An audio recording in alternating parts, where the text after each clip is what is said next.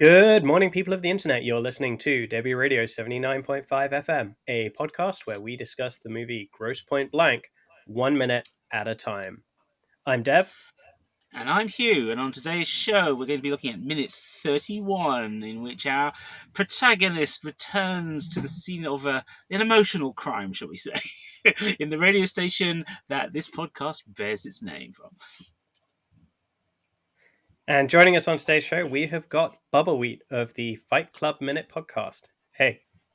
Hey, how's it going? It's going well. It's going well. Looking forward to having you for the whole week we've got you. So looking forward to this. Nice, should be fun. So yeah, as Hugh said, we dive into this minute. We've just had Martin Blank flee from the recording studio and is kind of cooling his heels outside, trying to figure out what the hell he's going to do before coming back in and getting primed for an interview by Debi, with a little bit of a power play here as to who gets to sit in which seat and what. Mm-hmm.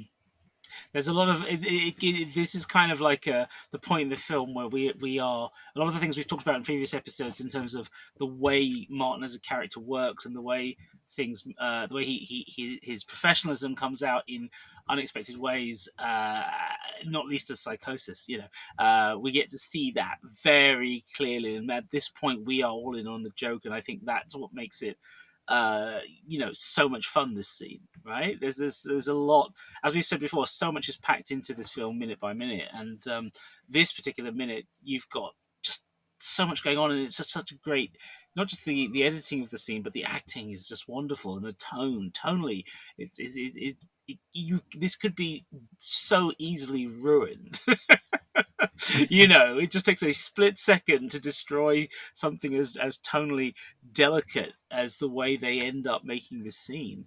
But yeah, it's wonderful. Yeah, I think the play, especially with, turning the blinds down and then wanting the other seat, it plays out very differently for the two characters, right? Like, this is just Martin's training kicking in as far as he's concerned. But from her perspective, it's very much like him trying to be the alpha male, trying to be dominant. Yes.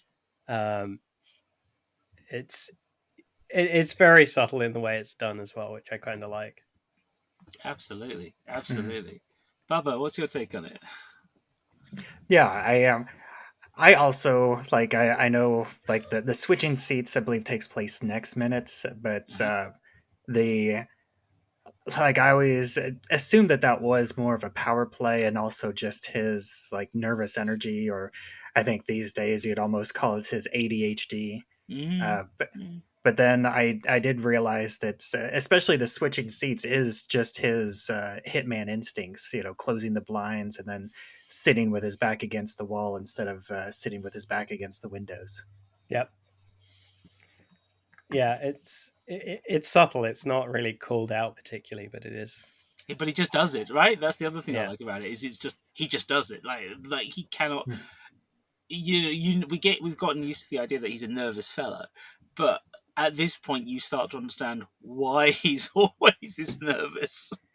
And they don't spell it out until at the Hippo Club, whenever he specifically mentions that. Yes. Yeah. There's as you guys were saying about the kind of male he is as well. There's an interesting thing in which he's not very good at explaining to people or putting people at their ease as to why he is the way he is. He think what he does is normal. Everyone else is not normal in his world. Or about half the people that he tells that he's a hitman, they just think that he's telling them a joke. I just think that's hysterical. After all these years, this still makes me laugh when I watch the film. It's just the way everyone just goes, "Come on, man!" Just like yeah. My favorite is closer to the end is Debbie's dad, where he's like, "Well, that is a growth industry." Yeah, exactly. Right. It's one of the best lines. Yeah. Oh dear. Oh. And we do also get a precious moment of John Cusack doing his weird little skippy run as he comes back into the radio booth, which I just find the way he runs in this movie hilarious. And for somebody that's probably meant to be fairly athletic as a given his time in the military and his career, it's just that sort of skipping run that he is doing in this film is hilarious to me. Yeah, I was curious where, because he's outside the studio, but he's definitely reacting as if he still hears the radio broadcast. But I am curious as to where he's hearing the radio broadcast. There's a from. speaker on the outside wall. Yeah, they actually have speakers onto the high street so that everyone can hear them, which I find very odd, but I guess is a thing in some small towns. I don't know. They do pan to it, I think, in an earlier minute as he's driving through town. So there's a little bit of a cue up that he's probably going to be seeing it. Yeah, but you're right. It is a few minutes ago. Yeah. But I still don't. Yeah, having worked in university radio, I do find it interesting that when you went into the building that had the radio station, we weren't allowed, because it's a university building, we weren't allowed speakers anywhere outside of the studio itself. So the only time you started to hear what was on air is when you actually got into the reception to the studio. That's where the speakers were. We weren't allowed to just stick speakers on the outside of the building. I just find it really interesting and different as a kind of way. I don't think I've ever been, because I've been at the BBC a few times in London, and I've been to a couple of other places. I don't think I've ever been anywhere in England where a radio station has external public speakers. That's fascinating.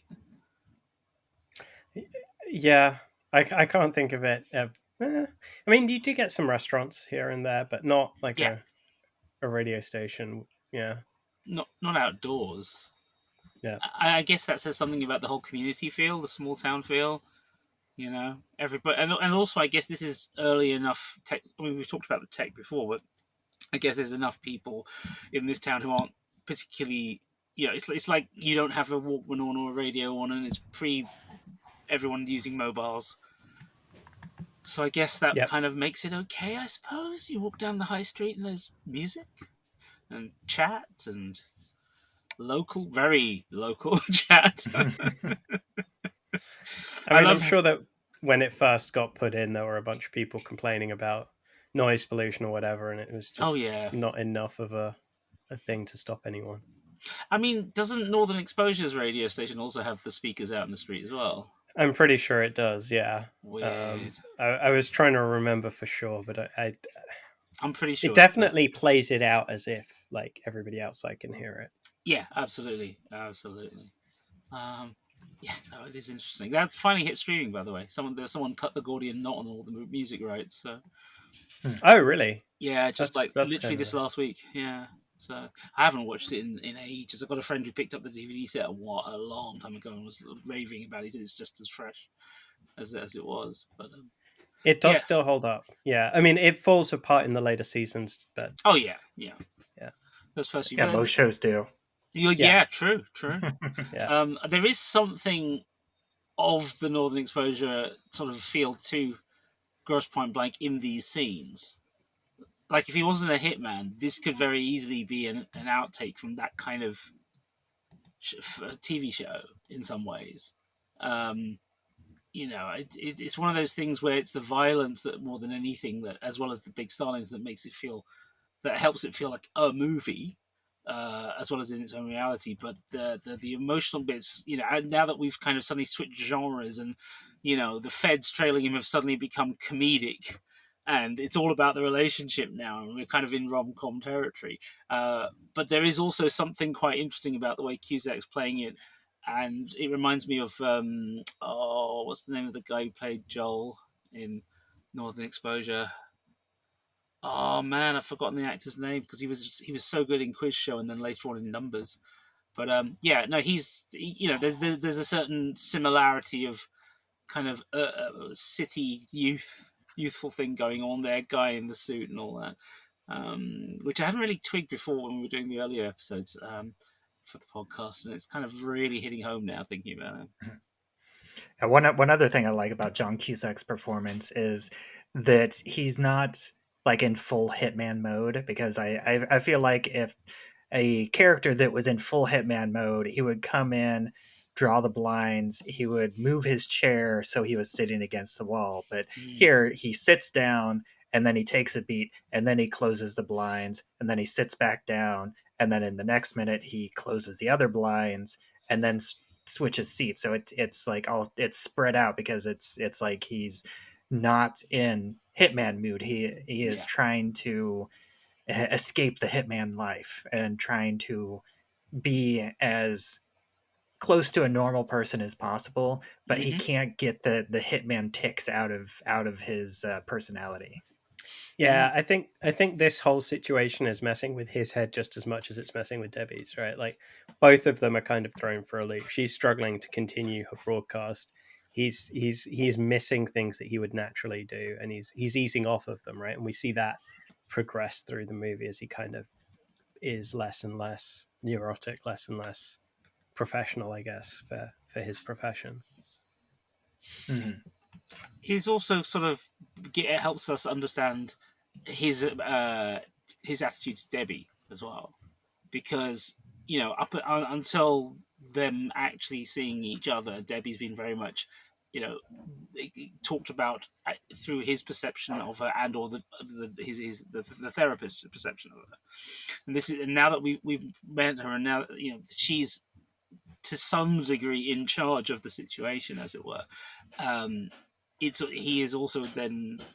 This is he's thrown not just by. I think you're right, Bubba. I think he's thrown by both the fact that he's home and he's trying not to be the guy he has become, but then also he's seeing her again, and that dynamic has barely gone away. The electricity is right there, and that takes over before they can get a chance to actually be confused and angry and all the things that they are now. And I feel like that's quite an interesting thing to watch him be this uncomfortable, because we've only seen him be really uncomfortable about things to do with business, killings that go wrong, irritation with his secretary. This is a very different dynamic, and it humanizes him so much for us, I think, as an audience. I also think it's interesting how the two of them kind of mirror each other in a way, because or they're opposites at this point, because Martin is trying to put his work life aside and get into his personal life, and here he's sitting across from Debi, and Debi is putting her work life first. She is putting this relationship discussion on the air as incorporating it into her professional life, and basically putting her job first where he is trying to put his job second. So they're opposites in that way. Yeah, that's true, actually. Very true.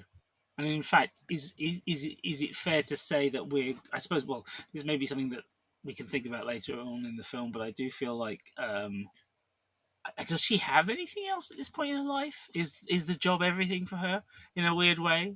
In the way his job is everything?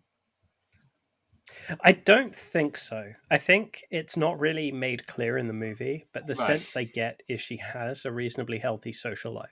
Obviously, she's divorced. She doesn't seem to have any pets. In fact, I think it's explicitly said she doesn't. But her kind of comfort with folks at the reunion and in the Hippo Club makes me think that she has a reasonably active social life.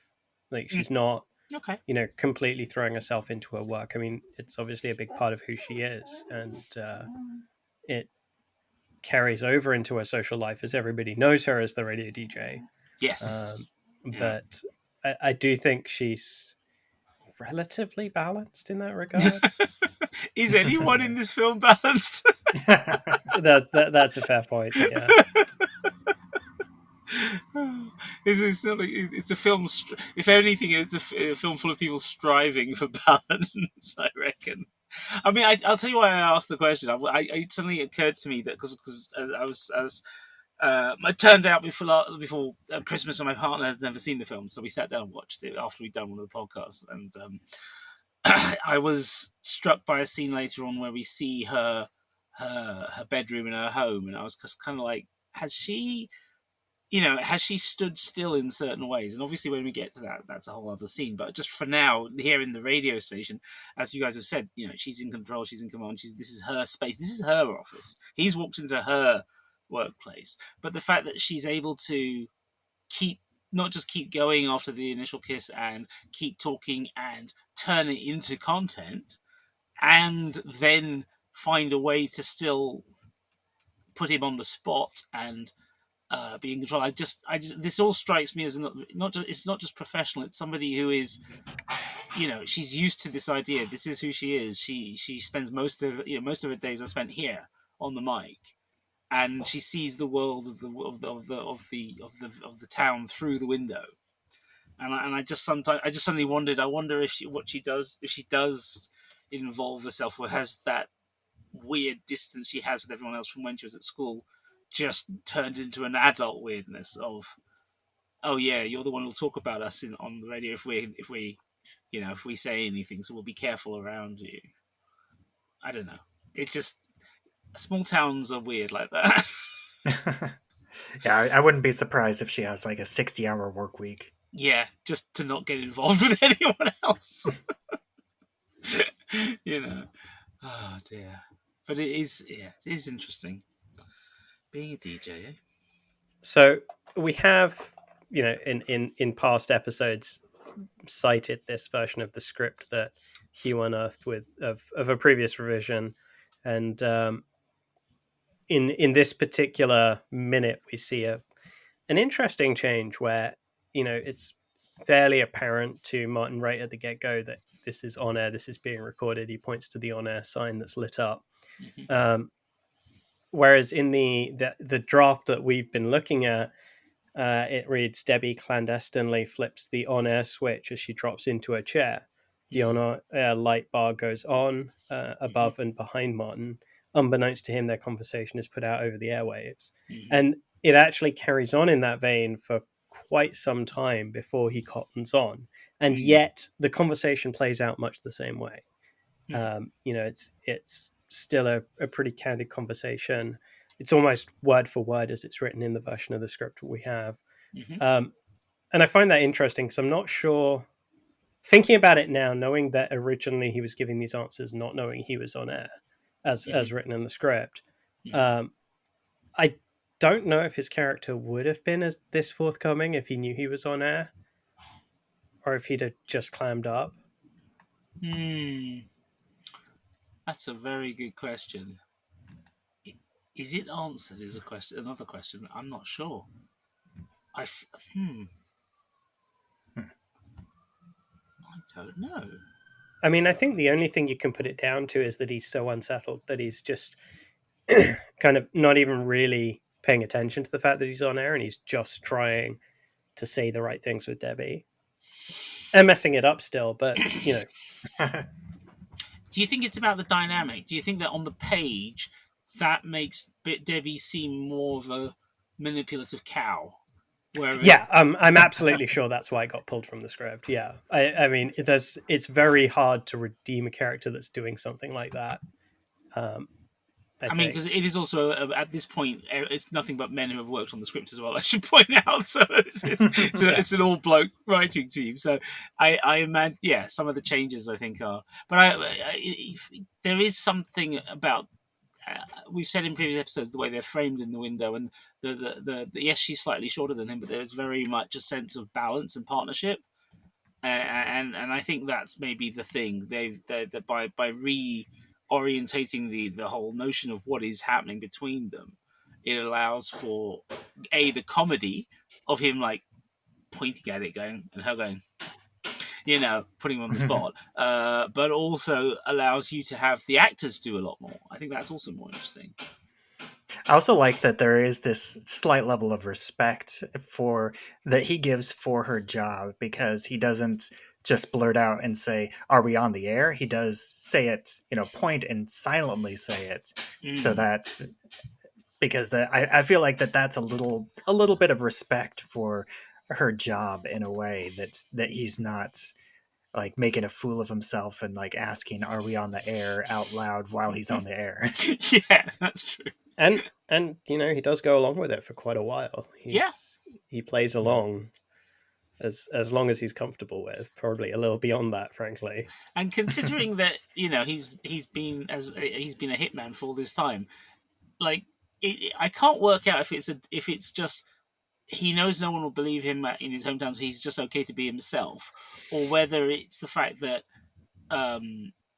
anyone who has seen him up close who isn't from the town is probably dead. Or whether it's the fact that it's almost like a joke on James Bond, the whole idea of the guy who uses his own name everywhere he goes, even though he's meant to be like, undercover.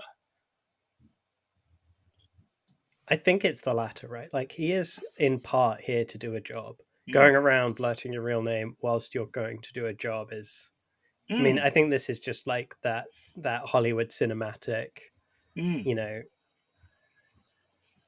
piece to it. But otherwise, you have a guy who comes back into town who's telling everybody that he's a hitman, and then a bunch of people get killed, and you're like, well, there's no way the police are going to figure out who did this.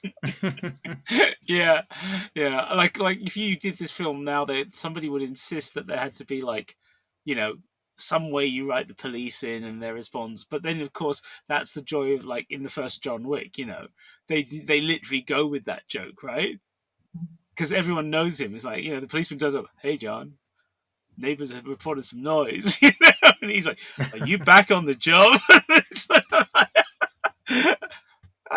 Not exactly. Oh, okay. And I just remember thinking, though, that Chad Stahelski and David Leitch know Grosse Pointe Blank, right? Like, they know it, because that little kind of nod to this idea of how these things work and the kind of comedy of someone who commits extreme bodily violence out in the open and somehow getting away with it all is very much at the heart of Grosse Pointe Blank. And I don't think anybody does it quite as well either before or since. I think people have done it seriously before better in terms of the mechanics of the Day of the Jackal or something, right? But yeah, nobody's done it quite as like Grosse Pointe Blank. There's just not another film like it. Okay, then. This was minute 31 of the Grosse Pointe Blank podcast, Debi Radio 79.5 FM, featuring co-hosts, co-writers, co-producers, Dev Soligo and myself, Hugh David. Today's guest was Bubbawheat from the Fight Club Minute podcast. And where can we find you, Bubbawheat? You can find me everywhere on social media where I'm at Bubbawheat. I think these days I'm primarily on Instagram and a little bit on Threads. And Fight Club Minute is available on all the podcatchers out there. And we're also a part of the Rabbit Hole Podcasting Network, which you can find us and a bunch of other great podcasts at rabbitholepodcasts.com. Nice. You can find us on all good podcast players, as well as on YouTube, X, formerly known as Twitter, Spotify, all of those at Debi Radio, and that's Debi spelt DEBI. And also on our website, again, debiradio.com, and that is also DEBI. And finally, if you wanted to come and chat with us, find us at the Facebook listeners group, which again is also called Debi Radio 79.5 FM Fan Club this time. So DEBI Radio. Sure was clear that all of this was new. Concentrating hard like a little girl, smoking for the first time.